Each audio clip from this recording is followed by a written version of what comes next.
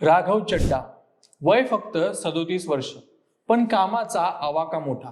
गेल्या काही काळापासून तुम्ही पाहिलं असेल की संसदेत सर्वसामान्यांच्या खिशाला परवडतील असे प्रश्न राघव चड्डा यांनी अत्यंत प्रभावीपणे मांडले. मग तो विमानतळावरच्या महागड्या चहा नाश्त्याचा विषय असो किंवा तुमच्या आमच्या मोबाईलचा 28 दिवसांचा रिचार्ज, ही मागणी असो. पण आज त्याच खासदाराला स्वतःच्याच पक्षात बाजूला सारले जातंय का, असा प्रश्न उपस्थित होतोय. एकेकाळी केजरीवालांचे खास मानले जाणारे चड्डा आणि आम आदमी पार्टी यांच्यातली ही दरी नेमकी कशामुळे वाढली, नेमकं काय घडलंय? केजरीवालांचे हे लाडके नेते आता अडगळीत का फेकले जात आहेत आणि याचा परिणाम दिल्लीच्या राजकारणावर काय होईल, हेच आपण या स्पेशल व्हिडिओमध्ये सविस्तर पाहणार आहोत. व्हिडिओ शेवटपर्यंत नक्की पहा, कारण सांगतोय लीलाधर. लक्षपूर्वक ऐका कृपया माहितीसाठी. राज्यसभेचे खासदार आणि परिणिती चोप्राचे पती राघव चड्डा सध्या चर्चेत आहेत. संसदेत त्यांनी गेल्या काही दिवसात खूप महत्वाचे मुद्दे मांडले होते. मग ते ब्लिंकिट डिलिव्हरी बॉयचा प्रश्न असो किंवा गिग वर्कर्सचा संघर्ष. इतकंच नाही तर काम न करणाऱ्या नेत्यांना परत बोलवण्याचा अधिकार आणि जोडप्यांना एकत्र टॅक्स भरण्याची सोय असावी, असंही ते म्हणाले होते. पण आता बातमी अशी येते की आम आदमी पार्टीतल्या अंतर्गत राजकारणामुळे त्यांना राज्यसभेत बोलण्यापासून रोखलं जात आहे. 2012 मध्ये जेव्हा आम आदमी पार्टीची स्थापना झाली तेव्हापासून राघव चड्डा पक्षाचे एक महत्वाचे आधारस्तंभ राहिले आहेत. केजरीवालांचे ते अत्यंत विश्वासू आणि निकटवर्तीय मानले जायचे. पक्षाचं आर्थिक नियोजन कसं असावं, पक्षाचा फंड कसा सांभाळायचा, या जबाबदाऱ्या त्यांनी राष्ट्रीय खजिनदार म्हणून चोख पार पाडल्या. इतकंच नाही तर पक्षाच्या सर्वोच्च राजकीय व्यवहार समितीचे पॅकचे सर्वात तरुण सदस्य बनले होते. त्यांचा इंग्रजीचा आणि हिंदीवरचा ताबा, विषयाची खोल जाण आणि त्यांच्या हँडसम लुकमुळे यामुळे ते अल्पावधीतच आपचा चेहरा बनले. दिल्लीतून पंजाबपर्यंत पक्षाला सत्तेत आणण्यात त्यांचा खूप मोठा वाटा होता. पण म्हणतात ना, राजकारणात कधी काय होईल ते सांगता येत नाही. आम आदमी पार्टीने आता राज्यसभेच्या सचिवालयाला एक पत्र लिहिलंय आणि त्यात सांगितलंय की खासदार अशोक मित्तल यांची सभागृह उपनेतेपदी निवड करा. महत्वाचं म्हणजे राघव चड्डा यांना या पदावरून हटवतानाच त्यांना आता सभागृहात बोलण्यासाठी वेळ देऊ नका, असंही पत्रात स्पष्ट लिहिलंय.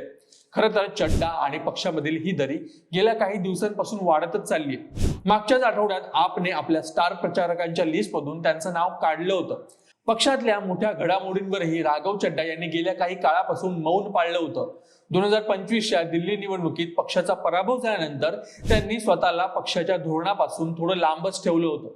पक्षाची बाजू मांडण्यापेक्षा त्यांनी इतर सामाजिक विषयांवर बोलण्याला जास्त महत्व दिलं आणि कदाचित याच गोष्टी पक्षातल्या वरिष्ठांना खटकल्या असतील. फेब्रुवारी महिन्यात जेव्हा दिल्ली दारू घोटाळा प्रकरणात कोर्टाने अरविंद केजरीवाल, मनोज सिसोदिया आणि इतर नेत्यांना क्लीन चिट दिली, तेव्हा सगळ्यांना वाटलं की राघव चड्डा काहीतरी बोलतील. पण चड्डा यांनी यावर कोणतीही सार्वजनिक प्रतिक्रिया दिली नाही. अगदी सोशल मीडियावर साधी पोस्टही टाकली नाही. या गोष्टींची तेव्हा राजकीय वर्तुळात मोठी चर्चा झाली होती. 37 वर्षाचे खासदार राघव चड्डा गेल्या काही दिवसांपासून पक्षाच्या मोठ्या कार्यक्रमांपासूनही लांबच आहेत.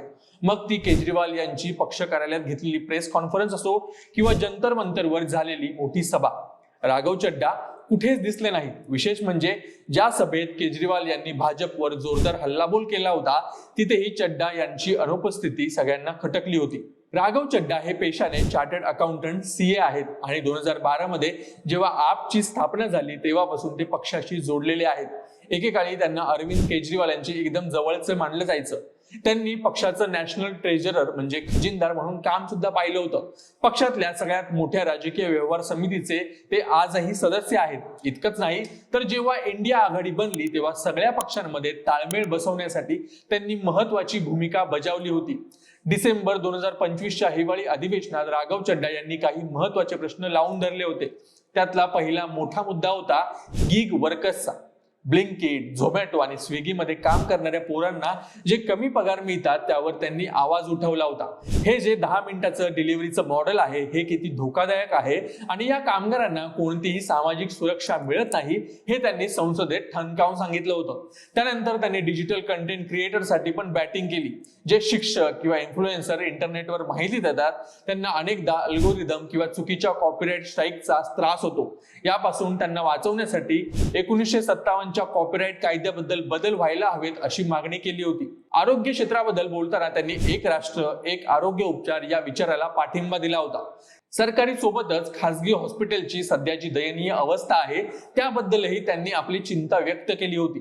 फेब्रुवारी 2026च्या बजेट सेशनमध्ये राघव चड्डा यांनी थेट जनतेच्या हिताचे प्रश्न उचलले. सगळ्यात आधी त्यांनी अन्न भेसळीचा गंभीर मुद्दा मांडला. अन्नामध्ये युरिया आणि इतर घातक पदार्थांची जी भेसळ होते त्याबद्दल आणि राज्यसभेत सरकारला जाब विचारला होता. विमानाने प्रवास करणाऱ्यांसाठी त्यांनी एक खूप चांगली मागणी केली. विमानतळावरचं खाणं किती महाग असतं हे आपल्याला माहितच आहे. म्हणूनच देशातल्या 150 पेक्षा जास्त विमानतळांवर डिपार्चर भागात स्वस्त कॅफे असावेत, जेणेकरून सामान्यांना तिथे परवडणारे जेवण मिळेल असं त्यांनी सुचवलं आणि ते झालं सुद्धा. त्यामुळे 15 रुपयापर्यंतचे समोसे, वडापाव विमानतळावर मिळू लागले.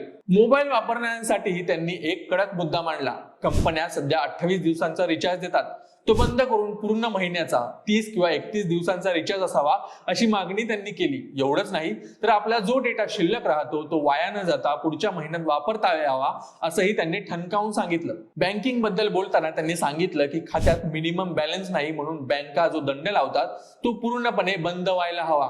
आणि शेवटचा एक महत्वाचा मुद्दा म्हणजे आईप्रमाणेच वडिलांनाही मुलाच्या जन्मानंतर पितृत्व रजा म्हणजे पॅटर्निटी लिव्ह मिळणं हा त्यांचा कायदेशीर हक्क असायला हवा असं मत त्यांनी मांडलं. आता अशीही चर्चा होते की राघव चड्डा आता वेगळ्या वाटेचा विचार करत आहेत, पण पक्षात अजूनही त्यांचे समर्थक मोठ्या संख्येने आहेत.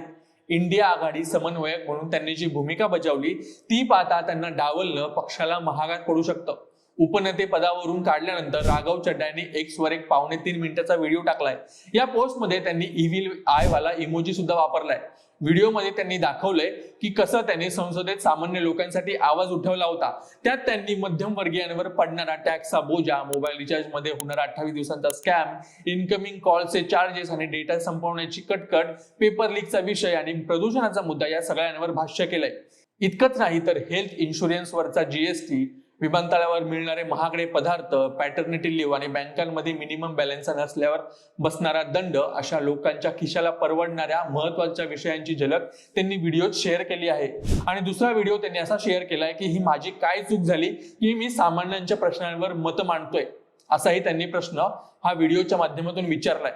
पण एक गोष्ट नक्की, राघव चड्डा यांनी जे महत्वाचे मुद्दे मांडलेत ते कोणत्याही पक्षाचे नसून सर्वसामान्यांचे आहेत. मग तो 28 दिवसांचा रिचार्ज असो किंवा बँकांचा मिनिमम बॅलन्सचा दंड, लोक सुद्धा त्यांना त्यांच्या याच कामासाठी सोशल मीडियावर वाहवा करत आहेत. तर मित्रांनो, हा होता राघव चड्डा यांचा आजपर्यंतचा राजकीय प्रवास. सध्या पक्षात सुरू असलेला संघर्ष, एका चार्टर्ड अकाउंट पासून सुरू झालेला हा प्रवास आता एका महत्वाच्या वळणावर येऊन थांबलाय. पक्षातलं अंतर्गत राजकारण त्यांना संपवेल की ते फिनिक्स पक्षाप्रमाणे पुन्हा भरारे घेतील हे येणारा काळच सांगेल.